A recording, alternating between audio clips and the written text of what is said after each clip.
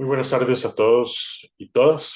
En nombre de la Universidad Estatal a Distancia, UNED, el Centro de Investigaciones en Educación, CINET, y la Red de Investigación, Incidencia y Apoyo a la Calidad Docente, REACDO, le extendemos un cordial saludo de bienvenida a esta actividad académica.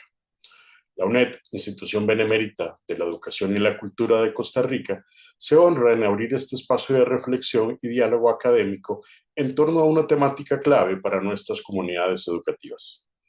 Hoy nos reunimos para conocer los resultados de la investigación titulada Integridad académica, una cuestión de honor. Percepciones en procesos formativos. La integridad académica es un pilar esencial para la construcción de comunidades éticas, responsables y comprometidas con el desarrollo del pensamiento crítico y la formación integral. Esta actividad nos invita a reflexionar sobre cómo se percibe y se vive la integridad en los procesos educativos, especialmente en contextos donde la virtualidad, la autonomía del estudiantado y las exigencias evaluativas plantean nuevos retos. Nos honra contar con dos figuras académicas destacadas, quienes estarán a cargo de esta presentación. En primera instancia, la doctora Jensi Campos Céspedes, catedrática e investigadora de la Universidad Estatal a Distancia, con una sólida trayectoria profesional en instituciones públicas y organismos regionales de evaluación de la calidad educativa. La doctora Campos ha trabajado activamente en instancias como el Sistema Centroamericano de Evaluación y Armonización de la Educación Superior, el SINAES y el CONAUPA de Panamá. Es doctora en educación por la Nova Southeastern University, con un postdoctorado de la Universidad de Coimbra, Portugal. Cuenta además con una maestría en evaluación de programas y proyectos de desarrollo. Es licenciada en trabajo social por la Universidad de Costa Rica. También nos acompaña el máster Benjamín Campos Chavarría, profesor universitario e investigador, adscrito a la Escuela de Ciencias de la Educación de la UNED y en la Escuela de Idiomas y Ciencias Sociales del Instituto Tecnológico de Costa Rica, Campus San Carlos. Su trayectoria incluye experiencia docente en el Ministerio de Educación Pública, la Universidad de Costa Rica y la Universidad Técnica Nacional. Es licenciado en Filosofía por la Universidad Nacional, licenciado en Docencia por la UNED y bachiller en Sociología por la Universidad de Costa Rica. Ha cursado la maestría académica en Filosofía de la UCR. Sus áreas de especialización destacan en teoría de la pedagogía, la ética de la ingeniería, la filosofía de la ciencia, la epistemología social y fue galardonado con el certamen Una Palabra 2014 en la rama de novela. Agradecemos profundamente su presencia esta tarde, doctora Campos, máster Campos, así como ustedes que participan de diversas instancias académicas o instituciones públicas y privadas de nuestro país y fuera de él. También agradecemos a los miembros de la red, a las autoridades que lo representan, Ministerio de Educación Pública, SINAES, Programa de Estado de la Educación, Instituto de Desarrollo Profesional y Colegio de Licenciados y Profesores, entre otros actores claves también de la educación costarricense. Antes de dar inicio, les recordamos que las preguntas que ustedes puedan tener o los comentarios los pueden plantear por medio del chat, ya sea en el Facebook, en la transmisión paralela que tenemos, o aquí en el chat de Zoom. Estas preguntas o comentarios serán atendidos al finalizar la presentación por parte de los ponentes. Les invitamos a disfrutar de esta enriquecedora exposición con la certeza de que va a contribuir significativamente a la reflexión colectiva sobre la ética académica en nuestros procesos formativos. Los dejo con los ponentes. Muchas gracias. Muchas gracias. Un honor compartir con ustedes esta tarde. Para mi compañero Benjamín y para mí, realmente es importante tener estos espacios para dar a conocer pues algunos de los ejercicios investigativos que hacemos en el Centro de Investigaciones en Educación. Tal vez para iniciar, mi compañero Benjamín, voy a compartir la presentación.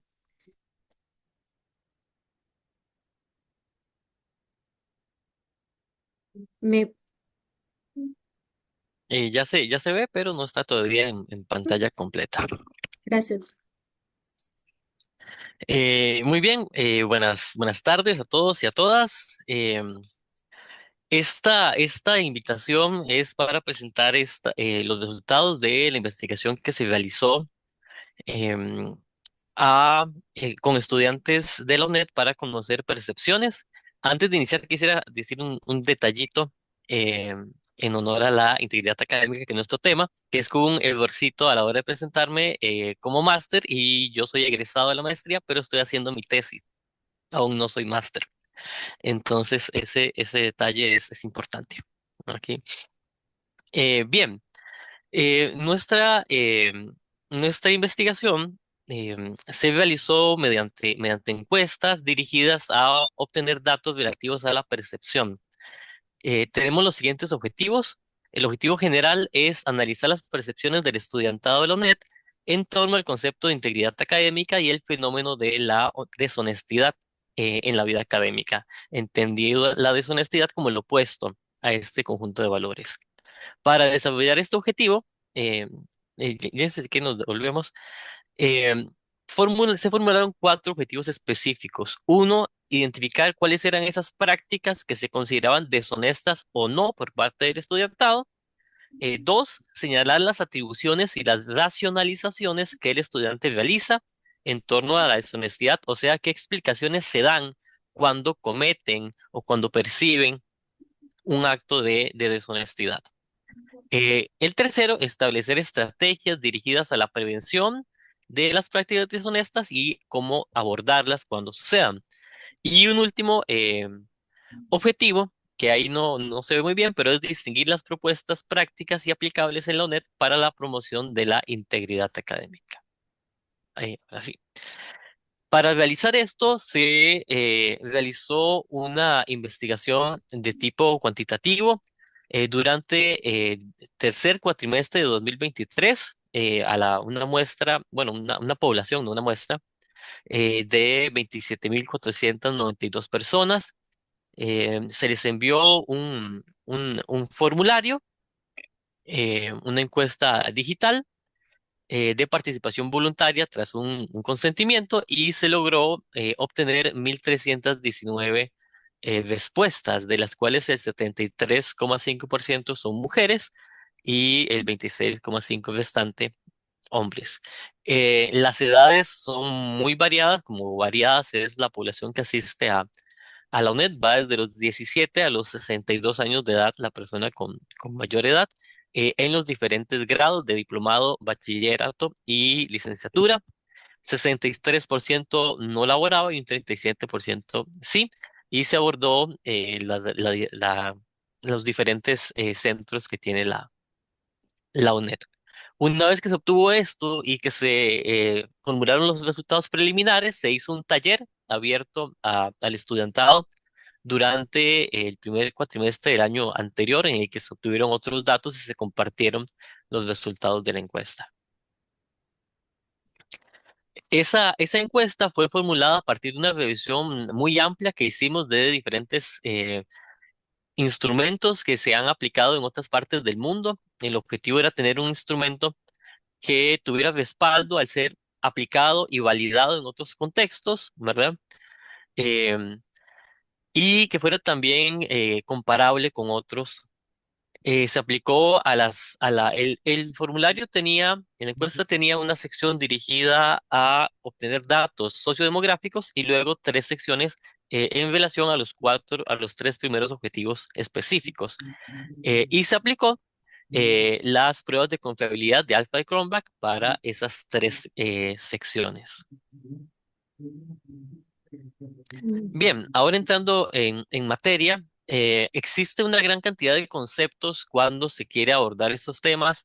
El primero que surge va a ser el concepto de plagio, ¿verdad? Muy conocido.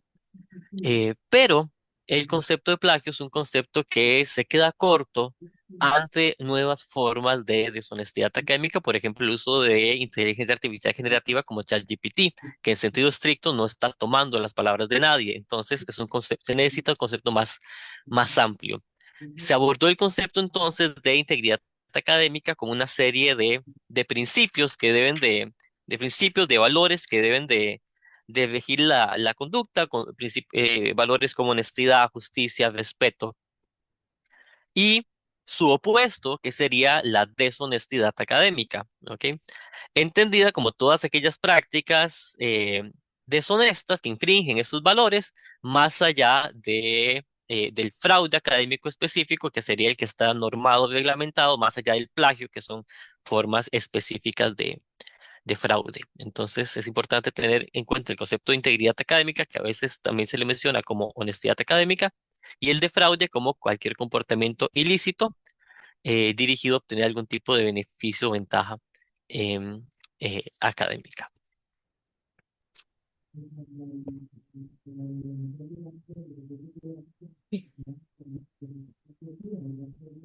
Muy bien. No sé si todavía se sigue viendo, sí. Sí. Sí, Muy bien. Entonces, bueno, como le decía mi compañero, hicimos una amplia revisión de literatura y hay algunas cosas que ya a esta altura pues están ya ampliamente conocidas también con respecto del fenómeno de la deshonestidad académica, ¿verdad? Entre eso, precisamente que es un fenómeno multicausal, ¿verdad? Que es muy complejo abordar las situaciones que tienen que ver y estudiar también las situaciones que tienen que ver con todas las distintas formas de deshonestidad académica que existen. Que hay una prevalencia, ¿verdad? Que tiene una tendencia creciente, especialmente en las últimas décadas, eso está reportado en la literatura, y que ha habido también una tendencia a diversificarse y a sofisticarse, o sea, una tendencia a la sofisticación en las formas, las maneras, las prácticas de deshonestidad académica. Por otro lado, también la literatura reporta eh, que los contextos institucionales y los contextos sociales influyen de manera muy significativa tanto en la prevalencia como en las manifestaciones.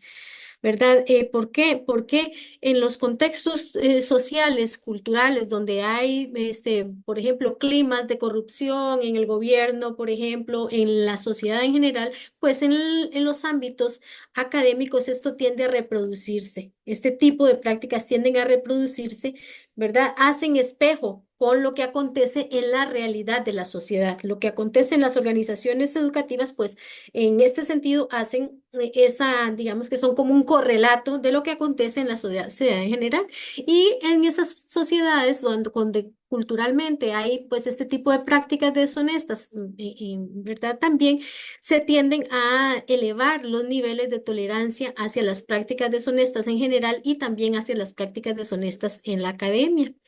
También desde ese punto de vista, que es más cultural, también la incorporación de sistemas de creencias y racionalizaciones que se tienden a utilizar para justificar, minimizar y de alguna manera se llega a un proceso, digamos, lo que podríamos denominar como de cierta naturalización de aquellas prácticas que son en el contexto social en general como más comunes. Entonces, de alguna manera, se van dilatando, digamos que los estándares y las consideraciones con respecto de lo que se consideraba deshonesto. Entonces, este contexto social es muy importante tenerlo siempre en cuenta, o sea, como una de los factores, que es uno de los factores explicativos, pero que hay que tomarlo en consideración también, porque las instituciones educativas pues están son parte de una sociedad, ¿verdad? Entonces, esta es una de las cosas pues, que en la literatura lo encontramos ampliamente. Por otro lado, los significados de los procesos de aprendizaje y del ser estudiante y de la vida académica también conllevan es un sistema de creencias, un sistema de actitudes y unas prácticas que son reproducidas, ¿verdad? Que se producen adentro de la institución y que se reproducen constantemente.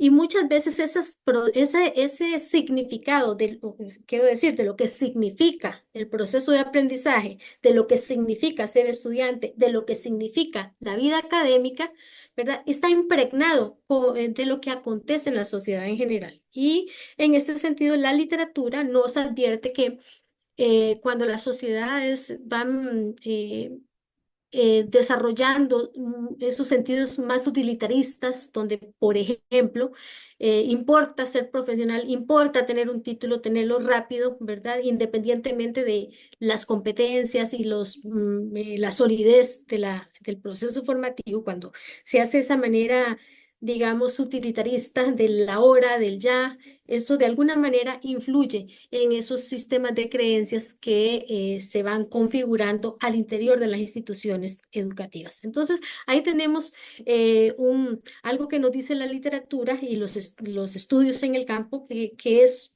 muy importante. Por otro lado, la literatura también nos advierte de que las estrategias de abordaje, de prevención de los fenómenos, de las diferentes manifestaciones del fenómeno deshonestidad académica, cuando están centradas en la punición, no erradican el problema. A la vez de que las estrategias que evaden cualquier sistema de competencias tampoco es bueno. Sí, sí. Entonces, tenemos eso, ¿verdad? Que nos dice la literatura. También nos dice que los modelos más efectivos para abordar esta situación son aquellos modelos que hacen una combinación de detección, o sea, de sistemas y mecanismos de detección que permitan no solo detectar, sino procesar y asignar las consecuencias respectivas ante cualquier manifestación de deshonestidad académica, y también que incluyen mecanismos, estrategias de promoción de cultura de integridad académica en todos los ámbitos de la vida universitaria. Y esto es muy importante. Los estudios, digamos, más profundos sobre el tema nos dicen eso, que hay que, es un trabajo de cultura de toda la organización y de toda la organización educativa, que incluyen no solo la difusión de informaciones, sino la vivencia y la resignificación de procesos formativos y de aprendizaje.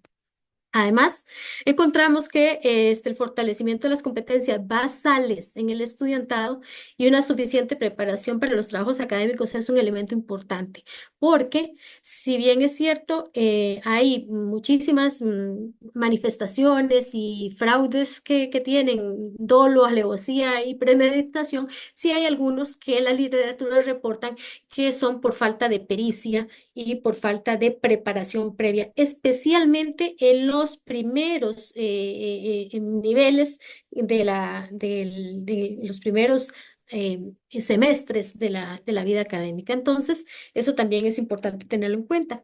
La literatura nos dice también que las propuestas curriculares más pertinentes y que hacen un balance teórico-práctico, pues nos ayudan de alguna manera, pues a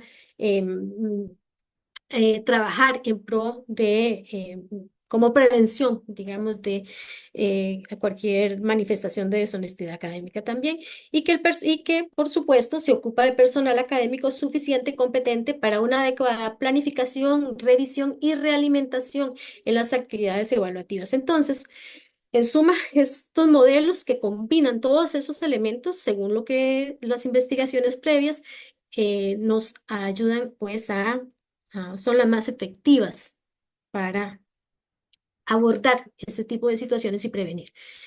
A nivel institucional, el tema de la deshonestidad académica o cualquiera de estos asuntos afines con este tema no es nuevo. Digamos, tenemos ya estudios que se han hecho. Tenemos estudios desde el 2009, por ejemplo, algunos estudios importantes que se han hecho. Específicamente el trabajo, un proyecto que implicó varios estudios de deshonestidad académica, lo de estrategias de detección, abordaje y prevención, un acercamiento a la construcción del discurso. Este incluyó un estudio de percepción del estudiantado, un estudio de percepción de personal docente y un análisis muy importante de todos los casos que se habían procesado durante, creo que fueron dos quinquenios, y un análisis del discurso de lo que argumentaban los estudiantes cuando eran inculpados por algún tipo de falta asociada con fraude, en cualquiera de sus formas, plagio o diferentes formas. Ese estudio, ¿verdad?, nos dio información importantísima que ahí de alguna manera vamos a ir combinando con lo que nosotros hemos encontrado en este estudio de hoy. Además, teníamos muchas, digamos que no tal vez muchísimas, pero sí algunas informaciones importantes que han emergido en otros proyectos de investigación que se han desarrollado en el Centro de Investigaciones en Educación, que no tenían como foco el tema de la deshonestidad académica, pero que en el trabajo, sobre todo en el trabajo más cualitativo, al analizar otras situaciones, emergían temas, asuntos que tenían que ver con la deshonestidad académica. Y entonces de allí, pues hay información bien importante que ya se maneja en la institución en torno a este tema. Por otro lado, hay un conjunto de profesionales, académicas y académicos de esta universidad que han trabajado sobre este tema en estudios muy puntuales y en publicaciones específicas. Por un lado, tenemos una investigación que hizo el IGESCA, ¿verdad? Que la hizo hace poco en esta investigación recuperan muchas informaciones importantes respecto de las percepciones, sobre todo del profesorado y de personal de centros universitarios. Entonces ahí tenemos también una información valiosa para la universidad en torno al tema y tenemos también algunas personas encargadas de cátedra y personas profesoras que han hecho publicaciones y que han estudiado en sus cátedras en específico o junto con otras cátedras también asuntos sobre el tema ante, digamos, situaciones preocupantes que en las mismas cátedras han vivido con casos o situaciones de deshonestidad académica o de vulneración a la integridad académica. Y allí tenemos algunos profesores, profesoras encargados de cátedra muy responsables que han trabajado sobre ese tema también de la ESEN, de la Escuela de Ciencias de la Educación y de la Escuela de Ciencias de la Administración. Por lo menos localizamos esas fuentes, digamos, a nivel institucional y también hay otra fuente importante que es el trabajo que desde el CINES se ha venido haciendo con la Red Iberoamericana de Investigación e Integridad Académica. Entonces, tenemos digamos que fuentes creo que importantes para tomar decisiones, para apoyar estos procesos en torno a lo que es la integridad académica. ¿Qué sabemos de todo esto? Digamos que se ha hecho, ¿qué podríamos concluir a nivel de la institución? Bueno, primero, estos estudios y estas publicaciones que se han hecho al interior de la UNED nos llevan pues a tener por lo menos estos asuntos, así, esas claridades en cuanto a la percepción del fenómeno. Pero primero que la digitalización de las asignaturas y los cambios en los modelos de evaluación de los aprendizajes que se dieron a partir de la pandemia, ¿verdad? Y se altaba la pandemia y la explosión de las herramientas tecnológicas accesibles, ¿verdad? Esto marca una inflexión para esta universidad y posiblemente muchas de las cosas que a nosotros nos acontece, pues también acontecen en otras instituciones universitarias y otras instituciones educativas en general.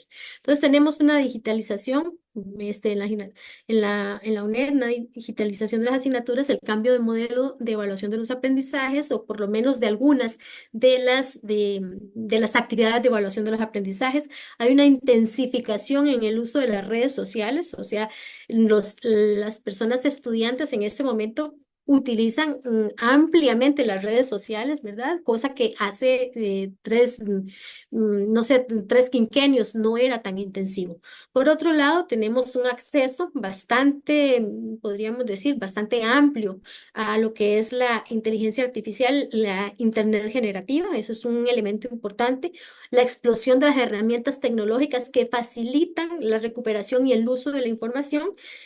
Tenemos también un contexto de incremento de la matrícula que se sufrió con la pandemia, pero que se ha venido de alguna manera manteniendo alto. Tal vez no con el pico que se tuvo en algún momento, pero sigue siendo alto. y incremento en cuanto a la cantidad de estudiantes y también en cuanto a la cantidad de asignaturas que matricula cada estudiante. Eso es un elemento importante también. Hay un incremento, esto es muy importante, hay una percepción, ¿verdad? De que los incrementos de las calificaciones y los índices de aprobación, ahí hay estudios del Centro de Investigación y Evaluación Institucional en torno a ese tema que pues les invito a que revisen. Hay incremento también en la cantidad de situaciones relacionadas con prácticas de deshonestidad académica, pues que enfrentan las cátedras, por lo menos desde el reporte que establecen las cátedras, pues eso sucede. Y bueno, algunos casos ahí importantes que también merecen una atención particular. No lo vamos a ocupar en este momento, pero es porque vamos a tratar asuntos generales. Por otro lado, que tenemos un mayor intercambio de información relacionada con las actividades evaluativas como respuestas, recursos de apoyo no autorizados para resolver pruebas, y esto está asociado al uso del Internet, al uso de las redes sociales, y que se reportan reincidencias en situaciones de deshonestidad académica por parte de algunas cátedras. ¿Qué más tenemos?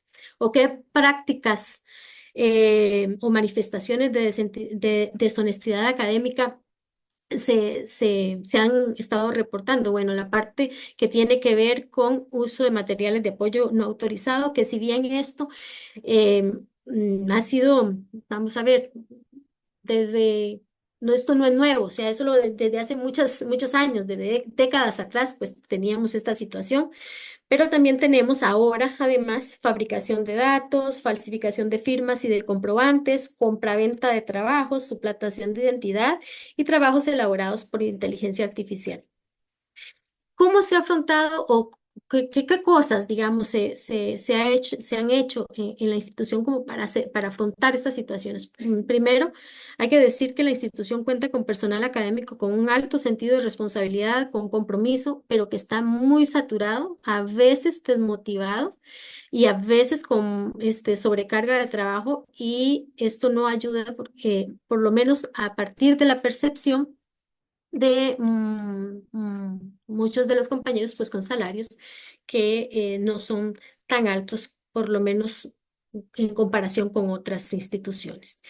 Por otro lado, tenemos algunos vacíos, si bien es cierto, tenemos una reglamentación que nos ayuda a operar, pero para asuntos específicos que tienen que ver con manifestaciones de deshonestidad académica, parece ser que hay algunos vacíos en la normativa y que necesitamos mejorar algunos mecanismos legales que nos permitan la oportuna y efectiva establecimiento de consecuencias de esas conductas. Entonces allí habrá algún asunto por lo menos que revisar. ¿Qué más tenemos? Carencia de lineamientos y protocolos específicos para atender las diferentes manifestaciones. Y como les decía, y también a veces tenemos dificultades para contar con las suficientes herramientas para el control y detección de situaciones, digamos, problemáticas, ¿verdad? A veces hemos tenido dificultades para contar con el Turnitin y dificultades tenemos para contar con mecanismos para la que es control, detección de identidad en las plataformas. Por otro lado, que tenemos una masificación de algunas asignaturas con poco personal, ¿verdad? Es lo que se dificulta un poco. Entonces, eso es un poco de los asuntos con los que se hace frente a esta situación. Por otro lado, y a pesar de todo ello, también, ¿qué se ha hecho? Se han hecho muchas cosas. Por ejemplo, las distintas cátedras, las diferentes escuelas y también desde otras instancias de apoyo a la academia o de otras instancias, por ejemplo, la biblioteca, desde distintos puntos de la universidad se han desarrollado iniciativas, ¿verdad? Tal vez no están todas articuladas en un plan, pero se han hecho cosas, ¿verdad? Por ejemplo, campañas de promoción de la integridad académica en la Escuela de Ciencias de la Educación, por ejemplo, pero en otras cátedras también se han hecho módulos de capacitación y materiales físicos o digitales con contenido relacionado con con la integridad. Algunas cátedras han optado por identificar el IP desde donde se inicia y finaliza el estudiante las pruebas. Algunas cátedras han solicitado declaración de autenticidad por parte del estudiante que deben firmar antes de la prueba. Se han hecho pruebas de manera sincrónica utilizando Zoom y Teams. También ha hecho pruebas orales sincrónicas para complementar las evaluaciones escritas. Han hecho diagnósticos de dominio de conocimientos para algunas asignaturas. Hay varias publicaciones de compañeros de nosotros que dan cuenta de estas cosas que se han hecho. Y también colocar en orientaciones de las asignaturas información sobre fraude o plagio. Ok, entonces como vemos, tenemos como bastantes cosas. El tema no es nuevo para la institución y qué propuestas se plantean. Por lo menos desde el profesorado se plantea mucho continuar la parte de educación, formación y concientización. Se plantea el tema de tener herramientas tecnológicas y de control, ¿verdad? Que permitan mantener esa autenticidad, diga, por ejemplo, de de las personas, por ejemplo, a la hora de hacer las pruebas y estrategias de evaluación. Muchas de las propuestas que se han hecho desde la universidad tienen que ver con la parte de la evaluación de los aprendizajes propiamente. Y desde allí hay diferentes opiniones y diferentes propuestas. Por un lado, volver a pruebas escritas. Hay quienes opinan eso, limitar la cantidad de asignaturas que se le permite matricular a un estudiante, elaborar cantidad extremadamente numerosa de ítem para cada prueba y tener varias, digamos, varias opciones de pruebas, recurrir a proyectos u otras actividades evaluativas, o sea, diversificar lo que son las actividades evaluativas, ¿verdad? Que permitan combinar la parte teórico-práctica y establecer medidas para aumentar la rigurosidad en las estrategias de evaluación. Muy bien, eso es lo que ya, digamos, se tiene, de lo que se ha hecho, de lo que se conoce en torno al tema. ¿Qué encontramos nosotros en nuestro proyecto, en el proyecto específico? Y aquí yo creo que ya le doy la palabra a mi compañero para que nos comente esta parte.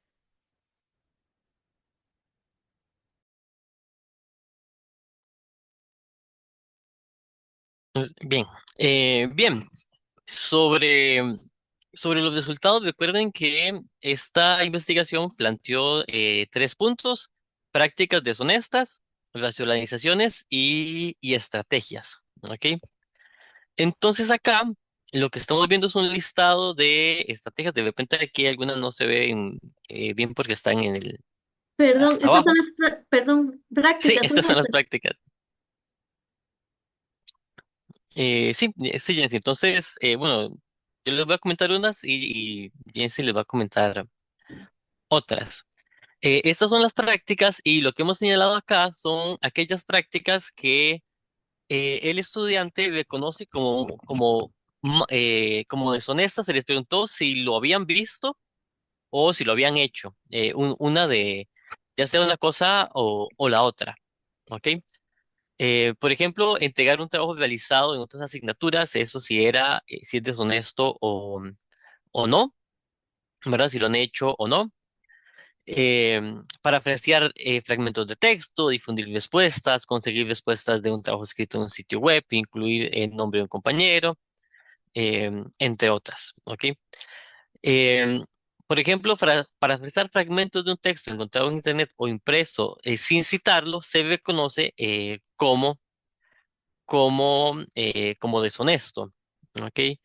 Em, Conseguir respuestas de una prueba escrita en un sitio web, un 21% lo reconoce como deshonesto y un 78% em, que no. Comprar trabajos a compañeros o empresas, un 22% lo reconoce, un 77% em, que no. ¿Ok? Em, no sé si pasamos bien, si usted los Sí, comenta. sí, sí, vamos a ver, aquí importante decir, ¿verdad? De que vamos a ver, el estudiantado, miren, no hay La un cámara, solo, compañeros, sí, la cámara. se está, Las- ¿Se está viendo? Ahora sí, sí. Gracias. Sí, viera, hay algunas personas que dicen que no está, que no pueden entrar. Aquí, si ven ustedes, estas prácticas son prácticas que están internacionalmente reconocidas, ¿verdad? Como prácticas deshonestas. Cuando se les pregunta a los estudiantes si lo han visto alguna vez o lo han cometido, lo han hecho alguna vez, no hay ninguna en que haya cero. En todas tenemos, o sea, por lo menos alguna vez o alguna vez lo han hecho o han visto que otro compañero lo haga, ¿verdad? Y aquí las que mayormente se han visto tienen que ver con eso, con parafrasear en textos encontrados en Internet. Tenemos también la parte de conseguir las respuestas de las pruebas escritas en diferentes partes. Y tenemos aquí incluir el nombre de otro compañero en trabajos. También la otra parte de comprar trabajos a otros compañeros o empresas. Entonces, esos son como las prácticas que ellos reportan con mayormente, pero sí notemos que en todo el resto, pues hay porcentajes, ¿verdad? O sea, de estudiantes que reportan haberlo hecho o haberlo visto hacer. Por otro lado, ¿qué consideran ellos que es deshonesto y qué consideran que es muy deshonesto y qué consideran que es poco o nada deshonesto? Esta parte también es interesante. Entonces, entre las cosas que ellos consideran más deshonestos están hacer una prueba escrita virtual a nombre de otra persona. O sea, aquí estamos hablando de una suplantación de identidad. Entonces, eso la gran mayoría lo consideran muy deshonesto o totalmente deshonesto. Por otro lado, usar comprobantes médicos o comprobantes falsos, ¿verdad? Después tenemos otra cosa que consideran muy deshonesto es comprar trabajos a compañeros o a otras empresas, ¿verdad?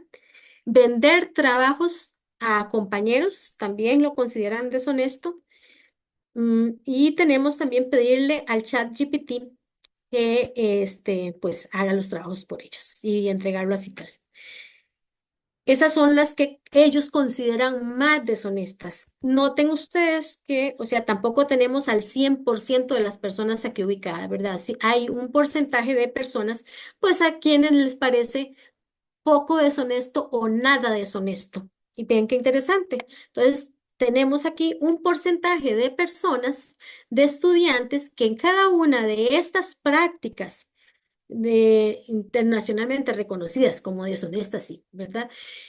Pero tenemos aquí algún grupo de estudiantes para quienes esto es poco o nada deshonesto. Y vean qué interesante. Tenemos 20% de estudiantes para quienes entregar un trabajo realizado en una asignatura anterior es poco o nada deshonesto. Igual, tenemos 20% del estudiantado pues, que participaron en el estudio, ¿verdad? Recordemos que eran 1.300 y resto. Para quienes parafrasear fragmentos de un texto encontrado en Internet no es deshonesto. Y pues números más pequeños, pero igual un 11%. Conseguir respuestas no le parece deshonesto, difundir las respuestas tampoco es deshonesto. Entonces tenemos aquí cierto grupo del estudiantado para quienes las prácticas deshonestas pues no resultan deshonestas. ¿Ok? Eso nos habla de cierto margen de tolerancia hacia la deshonestidad. Por otro lado, em, bueno, ya un poco les comenté eso, entregar estos trabajos, o sea, estas son las que son consideradas menos deshonestas, ¿verdad? Entregar trabajos que se han hecho otras asignaturas y parafrasear. ¿Qué ha cambiado en este estudio que nosotros hicimos ahorita con respecto de otros que habíamos hecho hace una década, por ejemplo? Son las mismas prácticas. Pues fíjese que tenemos las que se hacían antes más otras más. Entonces, ha cambiado un poco, tal vez vamos a decir, tal vez la cantidad de estudiantes que ciertas prácticas no les parecen deshonestas. Podríamos decir así, vamos a ver, podríamos estar, no se está asegurando con certeza, sino que podríamos pensar en que se ha elevado un poquito ese factor de tolerancia y que de alguna manera podríamos estar pues ante un escenario donde ciertas prácticas están como, entre comillas, normalizándose. Em, Ahora vamos a hablar sobre las racionalizaciones, o sea, cómo es que justifican, o cuáles son las razones o las justificaciones que los estudiantes esgrimen mayormente, ¿verdad? De por qué se da la deshonestidad. Y aquí tenemos diferentes, digamos que, justificaciones desde que va a ayudar a otros compañeros, ¿verdad? Porque eso es parte de lo que tiene que ver con la amistad, o sea, es una cuestión de reciprocidad, de apoyo, es casi como, como una labor como de colaboración con otros, ¿verdad? Entonces tenemos aquí un 41% de nuestras participantes que consideran pues que en realidad y a veces incurrir en algunas de esas prácticas deshonestas pues es para ayudar a otras personas. Igual, porque el material didáctico es confuso, que a veces no se entienden las instrucciones, entonces tenemos ahí 45% de personas que creen que, pues, que incurrir en alguna de esas faltas puede deberse a esta razón porque las tutorías o los demás apoyos que brinda la universidad tal vez no sean suficientes, que no se entienden muy bien, todo eso. Entonces tenemos allí 41 personas que piensan que esa puede ser la razón, porque tienen situaciones familiares que requieren atender, y, ¿verdad? Entonces también tenemos allí esa razón, o porque tienen muchas evaluaciones para esa fecha, porque es fácil encontrar información en internet, porque los estudiantes dejan el trabajo para último momento porque el trabajo es muy complicado o porque no saben realizar trabajos académicos. Vean aquí. Entonces aquí tenemos un porcentaje que si bien es cierto, no es la mayoría, pero bueno, hay un porcentaje de personas que consideran estas razones. También tenemos otras que fueron con porcentajes mucho, mucho más bajos, pero por ahí están, digamos, algunas personas que lo asocian, profesores que no detectan y no saben utilizar las herramientas de control del plagio o porque presentar un trabajo con plagio es mejor que no presentar nada, porque el trabajo tiene poco porcentaje en la nota final, o porque todo el mundo lo hace, porque lo que está en internet es público y es libre, y porque conocen personas que han plagiado y no pasa nada. Entonces, estos son, digamos que, respuestas con valores mucho menores, pero igual que están por allí.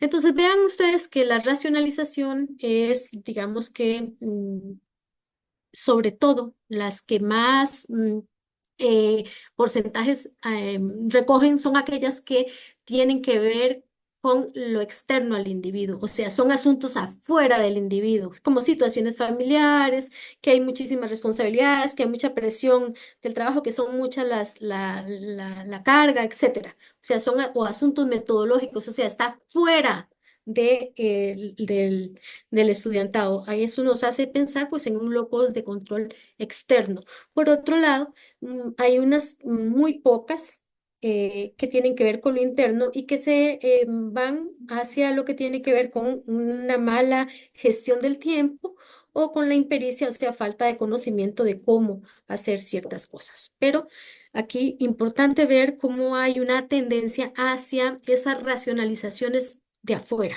externas.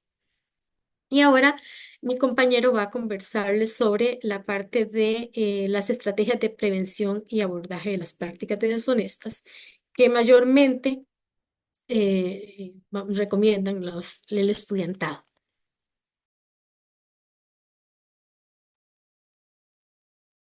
Bien, sobre las estrategias de prevención, acá tenemos unos datos que dan para hacer mucho análisis y mucha discusión em, en muchos sentidos. Primero voy a presentarles las estrategias que el estudiantado considera como más adecuadas, luego las que presentan, las que ellos consideran como menos adecuadas y después las vamos a ver por grupos, ¿ok? Por conglomerados de respuesta. Las estrategias que se consideran más adecuadas están por arriba del 80%, por arriba del 80% de las personas encuestadas consideran que estas son las estrategias muy adecuadas o adecuadas.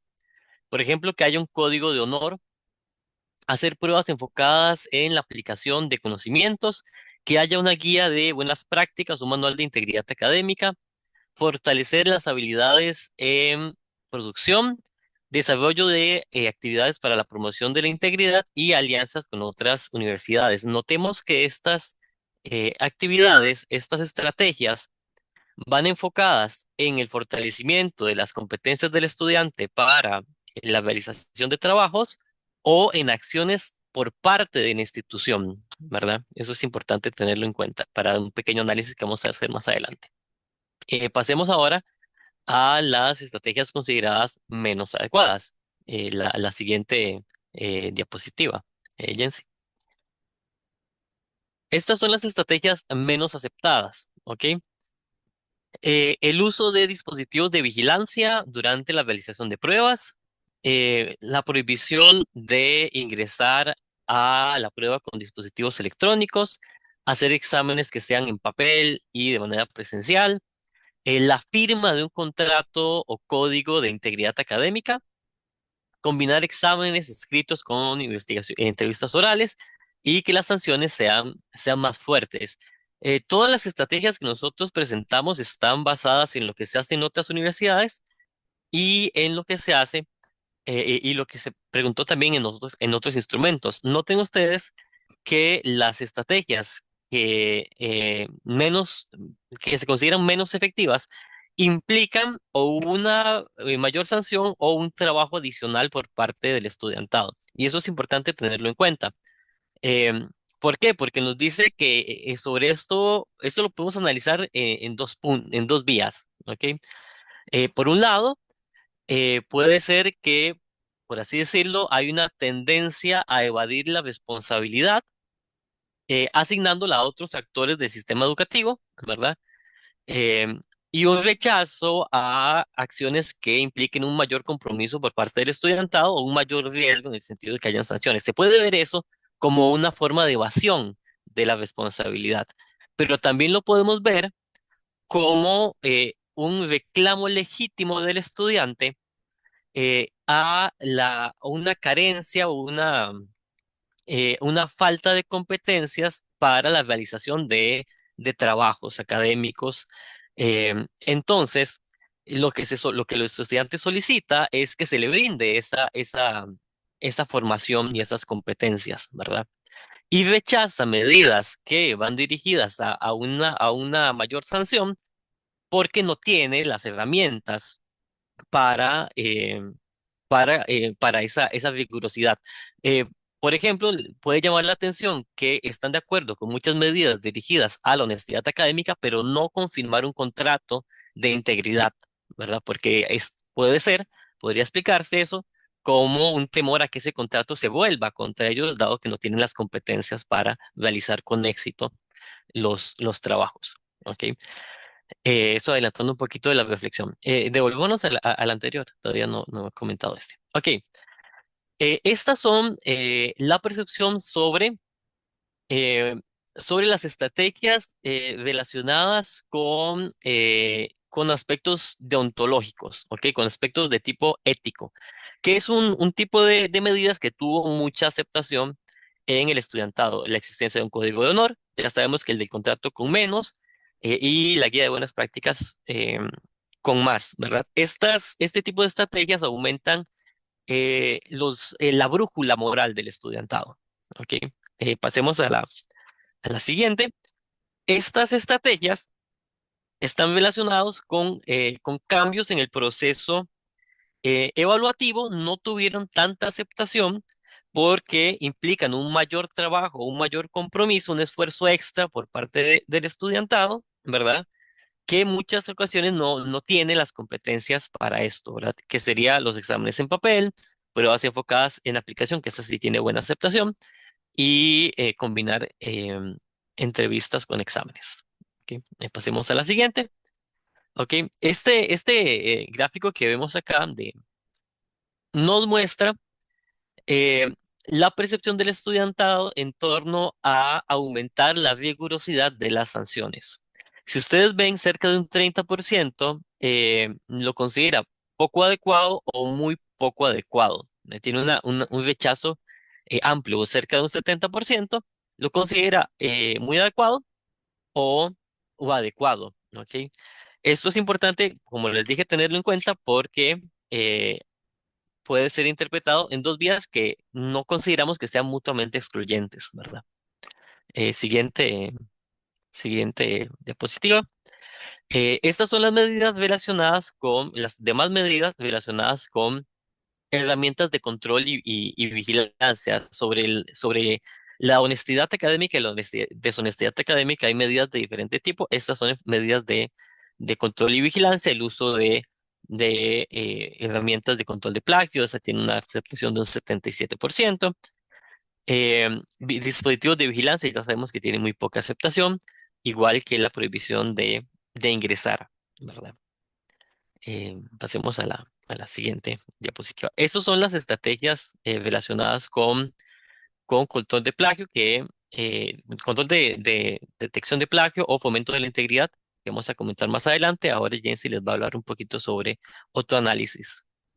Sí, muy bien. Digamos, en una segunda nivel de análisis hicimos, lo que presentamos es como, digamos, lo general.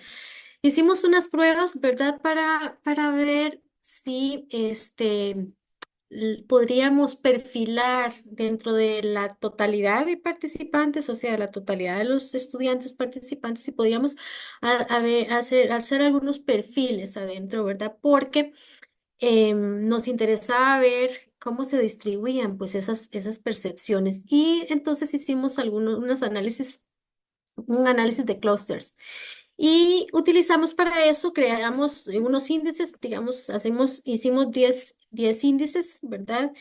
Y aplicamos con el SPS el análisis por conglomerados y considerando las variables que incluíamos en el estudio, los 1.319 estudiantes. Ay, sí, aquí está. Acá está como los índices que hicimos, ¿verdad? Beneficio propio, beneficio ajeno, la parte de racionalización, la racionalización por oportunidad, expresión, detección, la parte de las estrategias, ¿verdad? Que fueran las formativas, las reglamentarias, las metodológicas y las de cultura. Y encontramos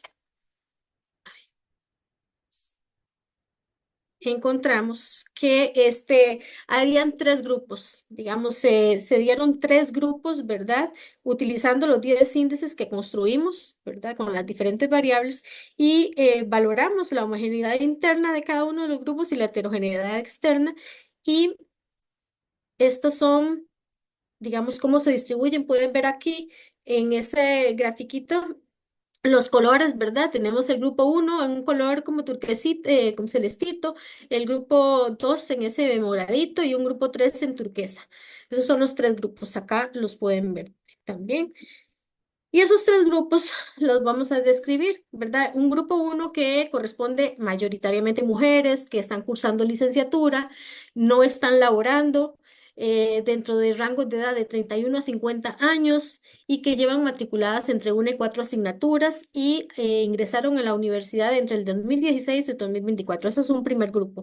Un segundo grupo que nos arroja el análisis por clúster de mujeres también que están cursando diplomado o bachillerato, que están laborando, que tienen edades entre los 17 y los 30 años y que tienen matriculadas también un grupo de asignaturas entre 1 y 4 materias y que ingresaron sobre todo entre el 2021 y 2024. Y en su gran mayoría están en la Escuela de Ciencias Sociales y Exactas y en la ECA. Y tenemos un grupo de tres que es mayoritariamente constituido por hombres que están cursando nivel de diplomado, que no están trabajando mayoritariamente, que tienen entre 26 y 30 años, que matriculan entre 1 y 4 asignaturas y que ingresaron entre el 2020 y 2024 y que forman parte mayoritariamente de la Escuela de Ciencias Exactas y Naturales y de la Escuela de Ciencias de la Administración. Eso, y acá, aquí pueden ver nuestros 1.350 y tantos estudiantes, ¿no? Y aquí cómo se parten los grupos, ¿verdad? Entonces el grupo 3 es este que vemos en turquesita, el grupo 1, este y el grupo 2. Muy bien. Aquí están los resultados, en promedios para cada uno de los índices que construimos, están los resultados para cada uno de los grupos. Entonces, en términos generales, podemos decir que tenemos un grupo 1 que tiene una alta percepción de la parte de percepción hacia o sea, que tienen como muy clara conciencia, vamos a decirlo así, como muy clara conciencia de las prácticas deshonestas, que tienen una baja aceptación a racionalizar, o sea, que tienden a no justificar las prácticas, pero que a su vez tienen un nivel entre moderado y alto acuerdo con las medidas formativas en las diferentes formas, tanto del reglamento, tanto las que tienen que ver con esos cambios culturales y las que tienen que ver con la formación y la parte de promover digamos que son más de promoción de una cultura de integridad académica. Tenemos un segundo grupo que le denominamos así, que aceptan más las racionalizaciones, o sea, que tienden a justificar un poco más las prácticas, pero que apoyan todas las medidas preventivas, y esto es bien importante. No sé qué cosa de las dos es más importante, o sea, si se justifique, pero que a la vez están dispuestas a que se prevengan en todo, ¿verdad? Y que no se den más, este, a que se rechacen. En fin, este grupo, el grupo 2, tiene un alto nivel de acuerdo con las razones que se dan, pero están en altísimo acuerdo, o sea, están muy de acuerdo en todas las medidas preventivas, incluso que se hagan cambios reglamentarios, que sean más rigurosas, digamos, las consecuencias, etcétera. Y tenemos un tercer grupo que es de menor percepción de la deshonestidad y rechazo de medidas, o sea, es un tercer grupo en donde digamos que es un poco más, ¿cómo podemos decir? Menos enfático en cuanto a considerar muy deshonestas las prácticas que se le presentan. Tienen, aunque tienen una baja aceptación hacia las racionalizaciones, pero están en mucho menor acuerdo con las medidas de prevención, en los diferentes tipos de medidas de prevención. Entonces, análisis nos lleva a ver que hay diferencias, digamos, entre los estudiantes, o sea, que no es generalizado todo, ¿verdad? Que tenemos, y aquí importante esos dos segundos grupos, ¿verdad? Pues, para trabajar. ¿Algunas reflexiones finales?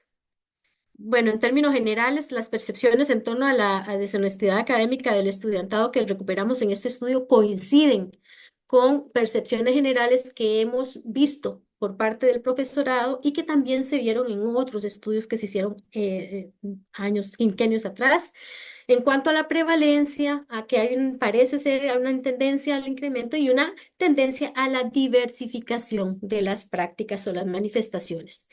Por otro lado, hay también un conjunto de prácticas que son reconocidas como deshonestas internacionalmente, pero que no son consideradas o que son consideradas como poco o nada deshonestas por algún porcentaje del estudiantado. Por otro lado, tenemos una percepción de la deshonestidad académica y actitudes frente a las medidas que varían por edad, por sexo y por escuela, ¿verdad? Que lo evidenciamos en los perfiles que presentamos, donde el grupo 2 y el grupo 3 tal vez sean esos grupos pues, con los que más tenemos que trabajar.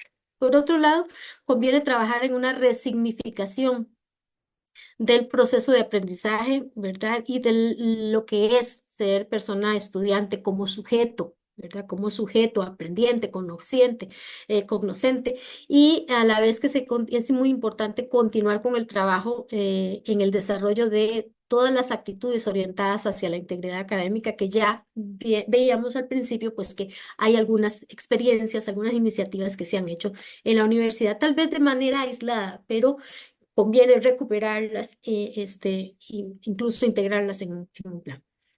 Importante dar continuidad a los procesos de diversificación de los modelos de evaluación de los aprendizajes que ya se está haciendo en la universidad, que en algunas cátedras se está trabajando muy fuertemente en eso.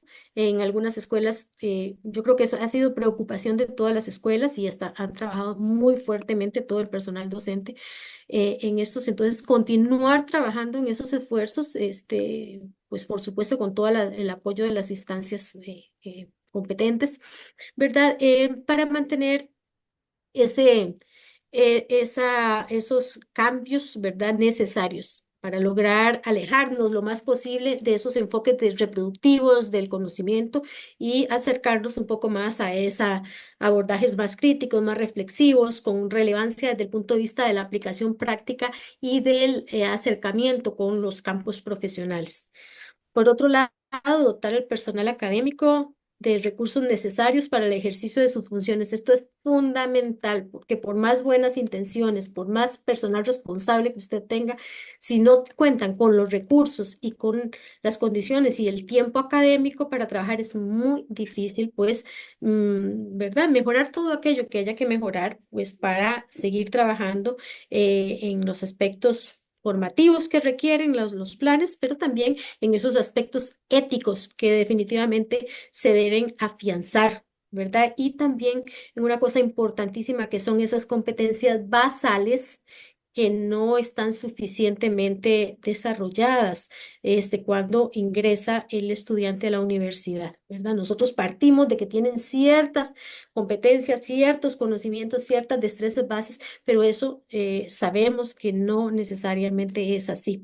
Y entonces, trabajar en eso implica un esfuerzo adicional para el personal docente y por tanto necesita las condiciones, los apoyos y los recursos necesarios pues, para lograrlo. Em, recursos en todo sentido, ¿verdad? ¿Verdad? Para recursos tecnológicos, software, lo que sea, y para poder hacer esas adecuadas revisiones, esa realimentación y el seguimiento al estudiantado. Eh, Tal vez mi compañero. Sobre un aspecto muy importante es el tema de avanzar en los esfuerzos institucionales para hacer un uso responsable de las nuevas tecnologías. A ver, todos sabemos que la inteligencia artificial generativa no va a desaparecer, sino que se va a profundizar.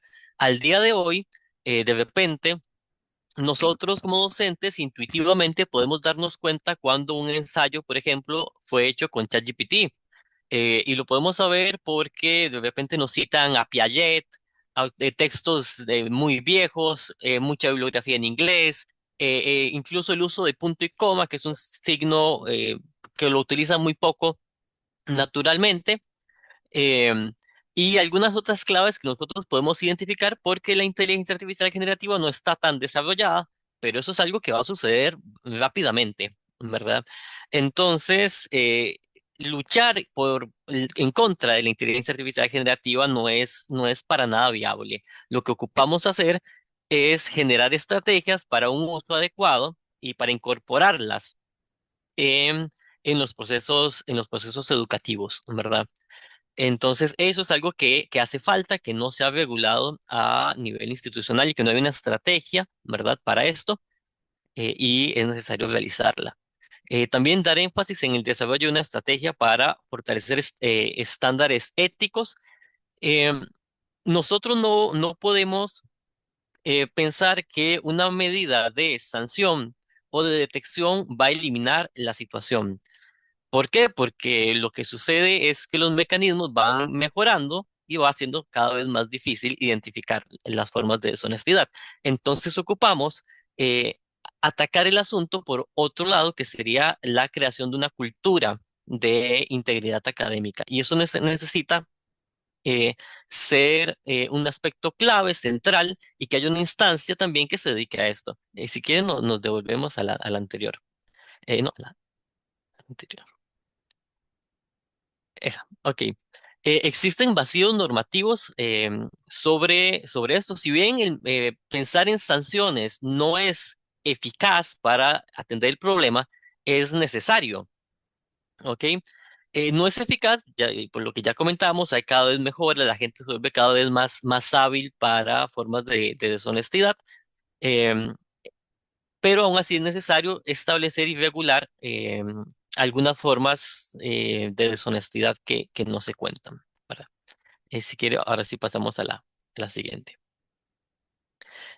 Como parte de la revisión bibliográfica y como parte de la reflexión a partir de los resultados, nosotros apoyamos una estrategia que sea integral y que vaya en 4 fases. Una primera fase es que se necesita brindar información al estudiantado. Es una propuesta que está en diferentes autores, pero la de Muñoz Cantero es bastante útil.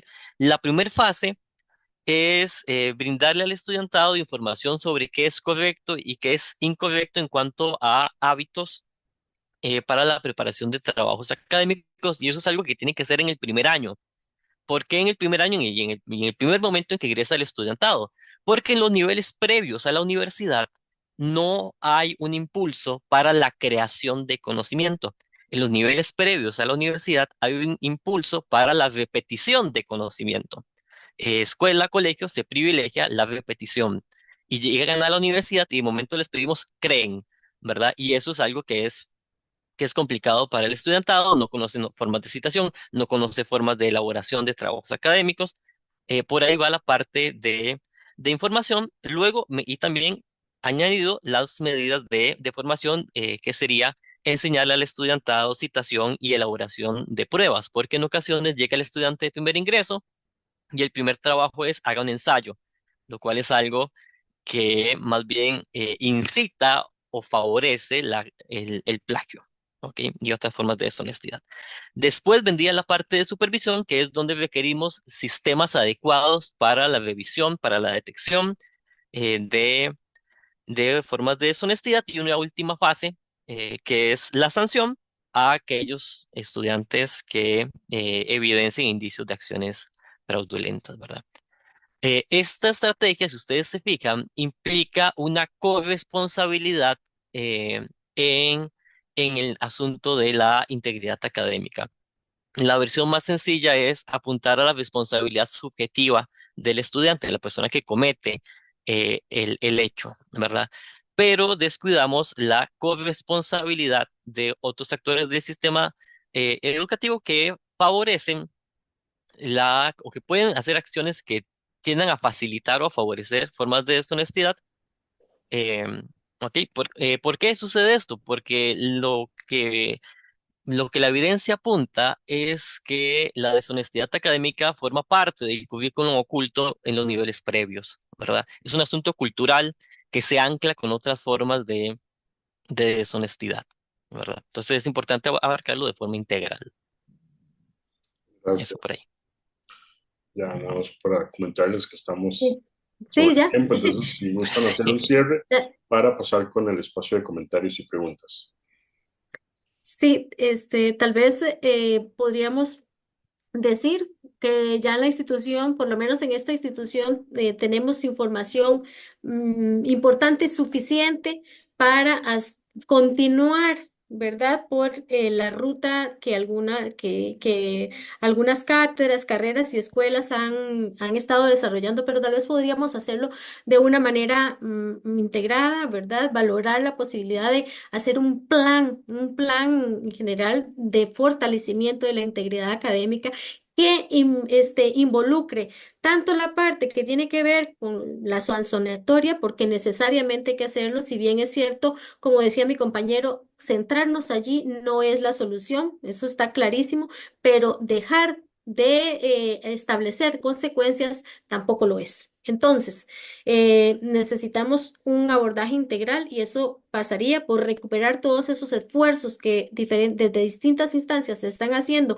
en la promoción de la integridad académica de una manera con mayor consistencia y más integral, y también los cambios en los modelos, los cambios a nivel curricular, la parte de dotar al personal docente de todos los recursos y los tiempos necesarios, y la parte, por supuesto, de trabajar fuertemente con esa resignificación de lo que es ser estudiante, de lo que es el proceso de aprendizaje, de abandonando un enfoque utilitarista y allí el compromiso del estudiantado, que hay una buena parte, ustedes vieron los diferentes grupos, hay unos grupos con los que se puede trabajar bastante porque están dispuestos a colaborar en la aplicación de diferentes medidas pues para fortalecer esa integridad académica. Muchísimas gracias por el tiempo y aquí estamos. Gracias a las personas ponentes por esta socialización de resultados. Voy a pasar primero con la lectura de 3 comentarios y posteriormente con algunas preguntas. El primer comentario que nos hacen por medio del chat parece ser que las racionalizaciones son un espejo de dinámica social nacional, donde se asume poca o nula responsabilidad por las acciones deshonestas detectadas o asumidas universalmente como tales. Me parece preocupante que la virtualidad se conciba como una cortina de humo muy favorable para una total impunidad y falta de compromiso con la integridad y el rigor ético del proceso de formación académica. Por otro lado, les felicito también por abordar estos temas tan relevantes y claves. Un segundo comentario, nos indican por acá, creo que los reglamentos y sanciones deben evolucionar para calificar lo honesto y deshonesto, ya que los estudiantes cuentan hoy día con papeles profesionales distintos. Y un último comentario, las felicito por este estudio y por la explicación de los antecedentes en cómo se ha venido abordando esta temática. Sin duda alguna, el apoyo institucional de forma integral debe ser prioritario para la creación de normativa y análisis en conjunto de este tema y otros. Y procedo a leer las consultas, a las cuales agradecería si fueran puntuales en las respuestas. La primera nos dicen por acá que cuál es el porcentaje del total de estudiantes que no consideran deshonestas las prácticas que sí lo son. Esta es la primera pregunta. Ujú. La Tal segunda. vez, perdón, ¿las va a leer todas o vamos Ustedes contestando una por una? me indican cómo lo desean. Tal Son vez entonces, sí, sí las hace todas y tratamos de abarcar luego. Puede ser que se repitan. perfecto. La segunda pregunta entonces, ¿qué estrategias institucionales pueden implementarse para fortalecer la integridad académica como valor transversal mediado por tecnología en la UNED? Una muy similar, ¿qué herramientas, no solo digitales, cuenta el profesorado para la identificación de actos deshonestos, prácticas deshonestas por parte del estudiantado? Una pregunta adicional, ¿cuáles son las competencias basales con las... A ver, ¿podría especificar o ejemplificar como cuáles competencias basales son las que están carentes? Supongo que son las personas estudiantes. Y una última pregunta, que sí contempla la creación de una cultura de integridad académica, la introducción de una cultura del prompt, monitoreable y evaluable por parte del docente, como esa resignificación del quehacer académico. Estas serían las preguntas que tenemos. Perdón, en la última, ¿una cultura del qué? No, no El prompt. logré. Pronto. Ujú. Eh, tal vez voy a intentar contestar algunas y Benjamín, este, con respecto del porcentaje de estudiantes que asumen como no deshonestas las prácticas, tengo que decir lo siguiente. Bueno, nosotros presentamos allí el porcentaje. No, vamos a ver, no tenemos un porcentaje que considere de todas las prácticas que ninguna es deshonesta. Lo que pasa es que si tenemos estudiantes que consideran unas que sí son bastante deshonestas y otras que no lo son, incluso nada, ¿verdad? O sea, a ver si me logro explicar. Cada estudiante considera unas prácticas deshonestas y otras no tanto, ¿sí? Pero pudieron ver ustedes que, por ejemplo, en algunas tenemos hasta 20% de estudiantes que piensan que no son deshonestas. Y yo creo que el máximo para alguna de las prácticas es como 22%, o sea, un 22% de estudiantes considera que algo que es reconocidamente y claramente deshonesto, ellos lo ven como nada deshonesto. Entonces podríamos decir que como 20, pero importante decir que no es la totalidad de las prácticas que esa persona considera. Digamos, hacer ese balance es importante. Con respecto de las herramientas con las que cuenta el profesorado, por lo menos en esta universidad, hasta donde tengo yo conocimiento, ¿verdad? Y no sé, Benjamín me corrige, ¿verdad? Hasta donde nosotros logramos saber, bueno, ahorita mismo se cuenta con el Turnitin, ahorita mismo, pero otras para proctorización o u otras cosas, por ahora creo que no se ha logrado resolver, ¿verdad? Mm, Sin embargo, sí sé que se han hecho esfuerzos, ¿verdad? No sé si en este momento se contará con una cosa distinta, pero hasta donde tenemos conocimiento, el Turnitin es con lo que está disponiendo la institución. Con respecto de cuáles son las competencias basales, ese es un punto importantísimo y sobre el cual creo que en nuestra universidad debemos trabajar muchísimo, muchísimo. Hace algunos años pues, se había hablado y hicieron algunos esfuerzos por hacer algunos cursos que llamamos propedéuticos, y algunos esfuerzos se hicieron, pero no se ha trabajado, digamos, creo que de una manera, vuelvo a decir, integral, ¿verdad? No nos sirven, a ver, no nos sirven tantísimo, no son tan eficaces cuando tenemos esfuerzos aislados. Yo creo que para abordar los temas sustantivos y estos problemas globales de la institución, necesitamos esfuerzos, ¿verdad? Más integrales. Y, por ejemplo, ¿cuáles serían las competencias basales? Todo lo que tiene que ver con el uso éticamente correcto y efectivo de las diferentes herramientas ya de inteligencia artificial y todas las otras que vayan surgiendo. O sea, esa necesariamente. Por otro lado, y dije el uso, la apropiación éticamente, ¿verdad? Correcta en el proceso de aprendizaje. Eso es muy importante. ¿Qué otra? Lo que tiene que ver con lectura comprensiva. O sea, la parte de lectura comprensiva, la parte que tiene que ver con la redacción, con la parte de hacer trabajo de redacción académica, eso es muy importante. La lectura comprensiva y no solamente ahora mismo de lo que es texto, también de imágenes, o sea, toda esa parte de alfabetización iconográfica, gráfica, todo eso también es muy importante. ¿Qué otra parte importantísimo como competencias basales? Bueno, recordemos que cuando hablamos de competencias estamos hablando no solo de conocimiento, aptitudes, ¿verdad? O sea, en general. Entonces, todo lo que tiene que ver con trabajar fuertemente las actitudes, las éticas, la parte de los valores, eso es imprescindible. Y yo agregaría también dentro de las basales lo que tiene que ver con, por supuesto, el análisis crítico, ¿verdad? De los medios y de las informaciones, es imprescindible. Y sobre esas competencias basales, pues creo que hay mucho trabajo por hacer todavía que en nuestra universidad conviene hacer, pero también ligarnos. Necesitamos ir a los niveles, a los otros niveles educativos. Nosotros necesitamos trabajar con secundaria, necesitamos trabajar con primaria, no solamente formando profesionales muy, muy, muy bien preparados para esos niveles, sino también necesitamos trabajar con ellos, con los que están en ejercicio ahora mismo y de algunas otras maneras llegar a contribuir a esos cambios que se requieren para que cuando salga el estudiante graduado del colegio, pues venga con una mucho mejor preparación para lo que es el estudio en universitario. No sé, Benjamín, ayúdeme por favor.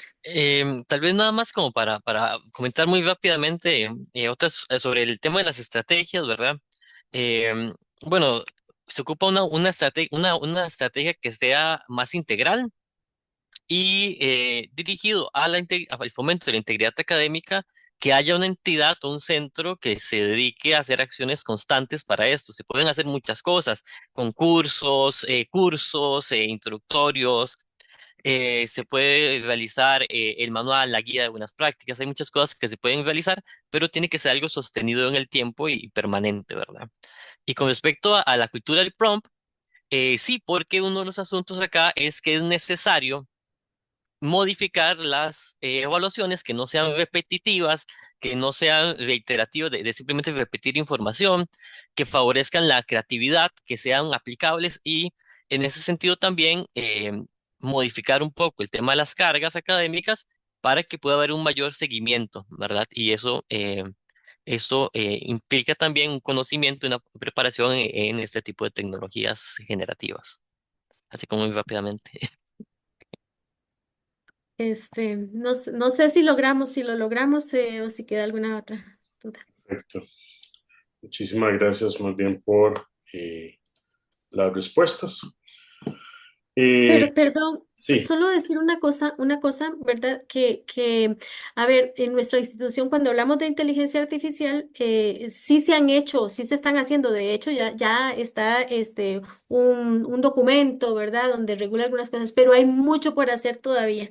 Entonces, solo decir que se trata de avanzar en esos esfuerzos de manera integrada. Quería cerrar eso para que no quedara como una duda al respecto. perfecto, muchísimas gracias. Agradecemos profundamente la participación de cada una de las personas que nos acompañaron en esta valiosa jornada académica. Ha sido un espacio de reflexión y diálogo enriquecedor en torno a este tema de integridad académica, que es un tema que nos convoca desde lo ético, desde lo formativo, desde lo institucional. Nuestro más sincero agradecimiento a la doctora Jensi Campos y al licenciado Benjamín Campos por sus aportes tan sólidos, por compartirnos los resultados de su investigación y sobre todo por abrir caminos para seguir profundizando en la construcción de una cultura académica basada en el respeto, en la honestidad y en la responsabilidad. Extendemos nuestro reconocimiento al Centro de Investigaciones en Educación, a la red RIACDO y por supuesto a la Universidad Estatal a Distancia, institución benemérita de la educación y la cultura de Costa Rica por fomentar estos espacios de diálogo tan necesarios. Antes de despedirnos, les dejamos cordialmente invitados e invitadas a nuestra próxima conferencia denominada Exploración de entornos de aprendizaje mediados por tecnologías colaborativas, el próximo miércoles 14 de mayo a las 4 p.m. Como parte de la red de investigación y la red Viagdo que hoy nos convoca. Este es un espacio que nos permitirá entonces seguir hablando sobre desafíos y posibilidades en torno a la educación mediada por tecnologías. Les deseamos una excelente tarde y agradecemos nuevamente su participación, compromiso y atención.